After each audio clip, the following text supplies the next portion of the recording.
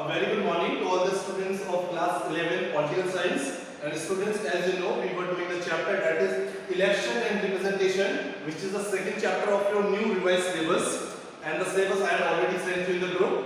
And this is part number 4 of this chapter which we will be doing today. And the topic will be electoral reforms. Okay, what are the reforms? But before that, let's take a short glimpse of the topic which we have covered till now in this chapter. So in the first part, we had talked about the introduction relating to the importance of election in India and elsewhere in the country. And we had seen the combination of election and democracy and the connectivity and connection between democracy and elections, particularly talking about India. Then we had seen direct and indirect democracies, and with the help of examples we have understood that. And the next and third and the fourth part of the chapter we had discussed, the most important topic of this chapter was the election system in India, in which first of all I told you some information regarding the election system which is followed for the Lok Sabha elections and for the elections of the state assemblies. Okay, in that we follow the system that was first passed, the post system, and with the help of the election of 1984, I have explained you that how it works in India and also why this system of first past the post system is very suitable for the society, Indian society, which is having a large diversity. And there has been a proper valid reason we have discussed that why FPTP system has been adopted by our constitution or prescribed on our constitution, and still almost more than 70 years now, and we are following the same election system. But then after that I told you also there is another system that is proportional representation system, and we had seen that also with the help of various examples. We had seen two variants of it, which was one followed in Netherlands and Israel, and the other variant which is followed in Argentina and Portugal. So we had seen the two variants, the difference between them. Then we saw the third and the most complex variant of proportional representation, which is followed in India for the election or for electing electing our president, vice president, our members of Rajya Sabha, and also our Vidhan Parishads. So these are the areas where we are using proportional representation, but this is the third complex variant of the proportional representation. So we have discussed those important content according to the new revised syllabus. Please follow the new revised syllabus because there are more topics in the book. We are not going to cover them as for this particular year. Those topics are excluded from our syllabus. So the last part of this chapter will be today, that is electoral reforms. Electoral means relating to elections and reform. The mechanism which we are following for the free and fair elections in India from the last 70 years or so, we have to make some reforms, okay, or there are some suggestions given by election commission, political parties, various social groups, social activists to make some reforms in the constitution. Okay, so we will be talking about those suggestions given by, although those are not the legal reforms which have already been done in the constitution, but we are talking about the suggestions. What are those suggestions? But before that, let's talk about electoral reforms. Reforms means we can say bringing changes, upgrading or modification. We can say modification or new changes. When we make new changes or upgrade or modify something, that is called reform. And reforms are done on the things which are already existing. So we are talking here about the electoral system, the election system which is already existing since after our independence period. We have been making certain reforms to make it more work properly, to make its mechanism more suitable for the Indian society. So we keep modifying it, we keep upgrading it, we keep making changes to it. But it is not very easy to make changes into it. There is a proper procedure followed for the amendment in the constitution, because this system of election in India have been prescribed by Constitution of India. So there is a proper mechanism which has to be followed if we have to make any changes in the election system. But we will also talk about, first of all, you should remember, no system of election can be a perfect. No system of election can ever be perfect. Around the world, there can be no single country where the election system will be perfect with 100%. Or if I say any organization election, we are doing any work, we cannot be 100% right. With every step, we learn new things, we make changes, okay? We try to grow, we try to make, we try to do good in our own fields. In the same way, if we talk about our election system, it cannot be perfect, but with every election, we learn something new. The challenges which we face, we try to resolve those challenges through making some modifications in the already existing organization or the system. So in the same way, in the election system also we have to make some modifications and new changes with the need of an hour, I would say, because with the changing pace, changing time, we have to change certain things within the organization to work, to make it work more smoothly so that it can give a better output. Okay, so democratic society has to keep searching for the mechanism to make elections free and fair to the maximum. See, democratic society like India, we are a democratic society, so we always have to keep searching for the new upgradation so that we can have a mechanism, so we can have an election mechanism which can make election more free and fair. When we talk about democracy, we have seen the relationship between democracy and election. So if we want our democracy election to function properly and our election should be more free and fair, where every section of the society is getting the true representation of their section of society. For that, we have to keep searching for the mechanism, a system which can make our election system more free and fair. Although it is free and fair, we are not pointing out the negativity or the negative points of our election system or the elections held in India.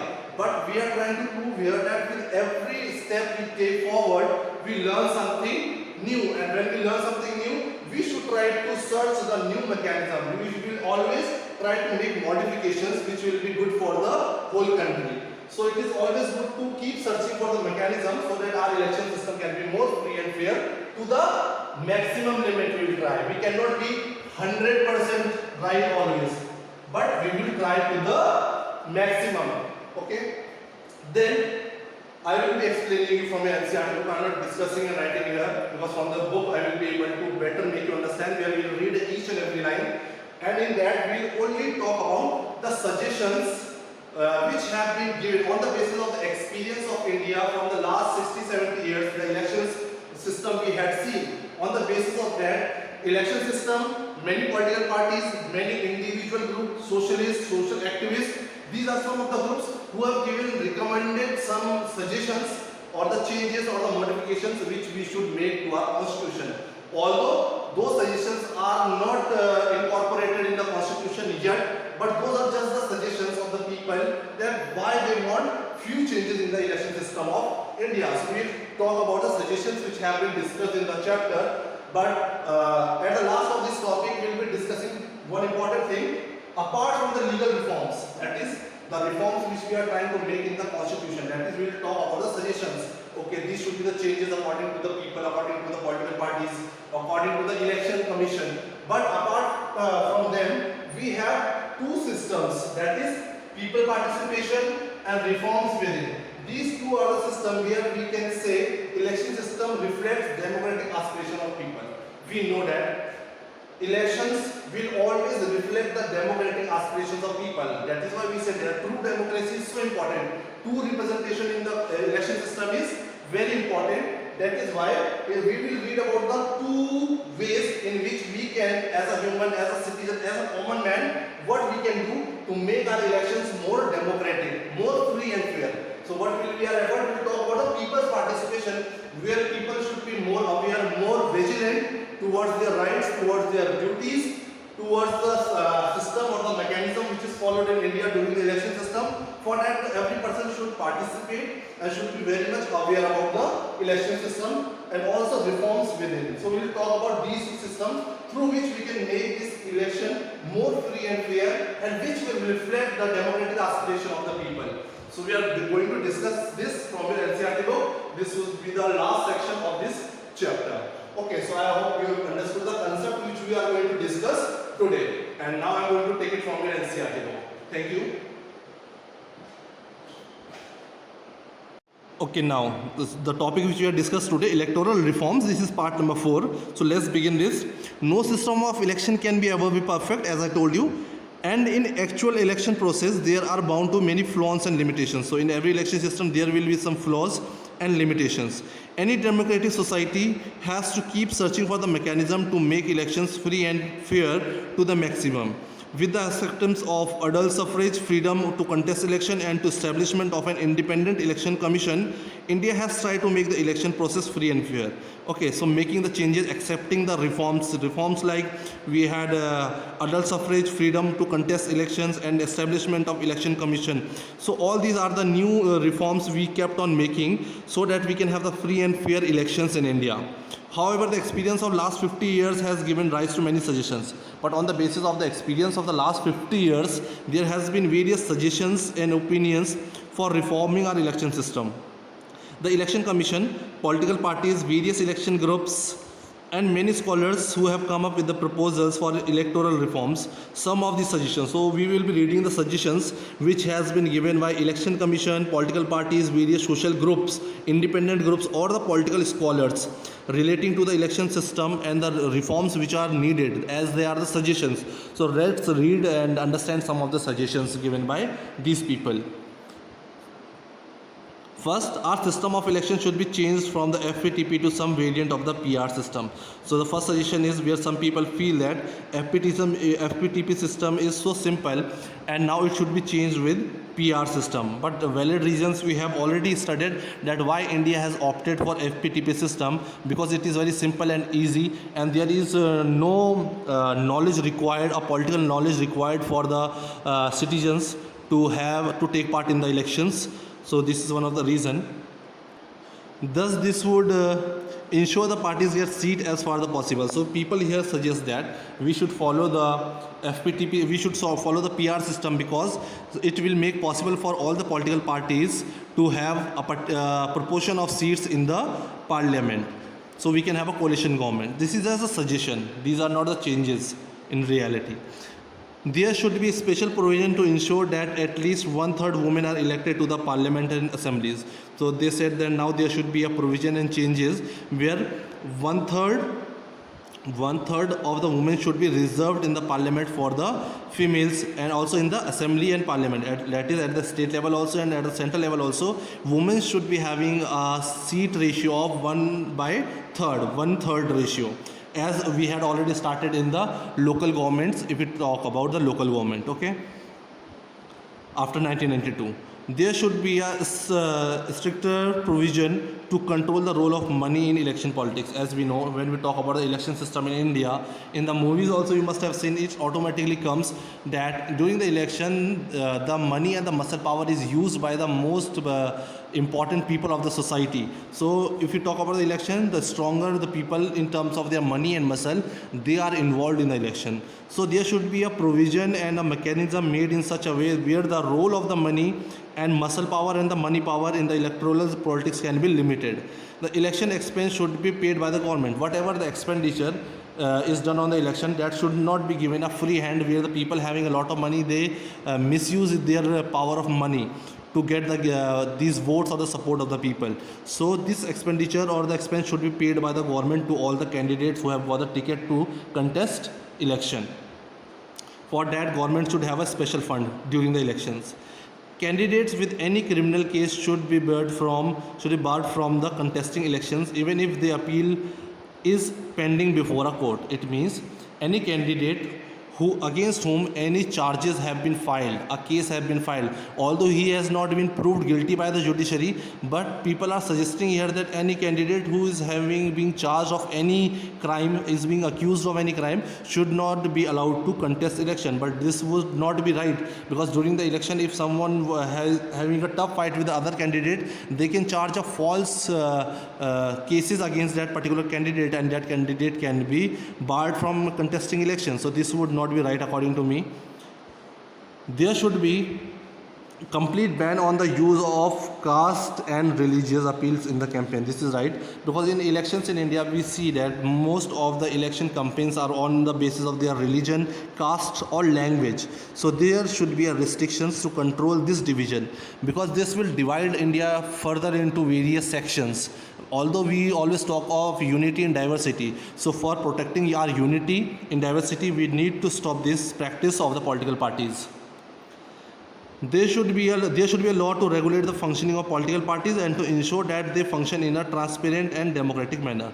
So there should be a law to regulate functioning, that how political parties are functioning, how they are campaigning, to ensure that they function in a transparent and democratic manner, so that they follow all the mechanism given by the election commission properly. These are but a few suggestions. So all these are just the few suggestions. Legally they have not been implemented, or they are not being changed in the constitution by the particular procedure. There is no consensus about these suggestions, okay, means no reality. They are just the suggestions. Even if there was a consensus, there are limits to what the law and the formal provisions can do.